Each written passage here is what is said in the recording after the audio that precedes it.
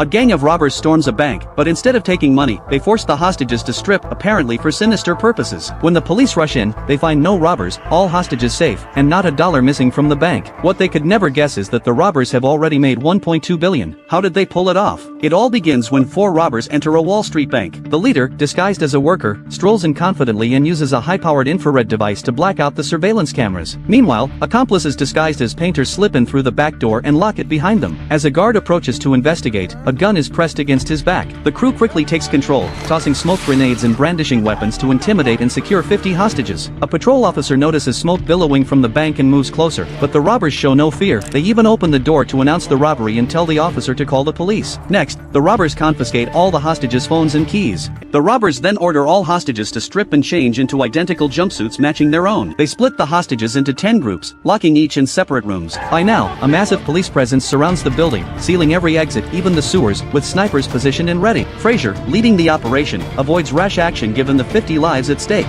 He attempts to communicate, but the robbers ignore him. With no insight into their motives or the situation inside, Frazier can only wait anxiously. Normally, robbers would proceed to loot the vault, but this crew does the unexpected. They glance at the cash-filled vault, no interest, then at the private safe deposit boxes full of valuables, still no interest. Finally, they enter a storage room with nothing of obvious worth, and there they perk up. Clearly, these are no ordinary thieves. They move shelves aside and start smashing the floor, soon opening a large hole. Is this an escape tunnel? As police puzzle over this, another hostage is released, carrying a large box. The box is opened to reveal a note from the robbers: have 2 cars and a fueled helicopter ready by 9 p.m. For every hour late, a hostage dies. The robbers continue rotating hostages and even blend in by posing as captives. Eventually, they turn their attention to the private safe deposit boxes, opening one to find diamonds and a file. This is their real target. Outside, the bank owner panics. That box is his. The file holds secrets that could ruin him. He dispatches a sharp crisis negotiator to deal with the robbers. The negotiator contacts the robbers, clarifying she represents neither the police nor the bank. The leader, recognizing her role, agrees to meet. Frazier gives her 10 minutes. She emerges safely but refuses to disclose what was discussed. He contacts the robbers directly,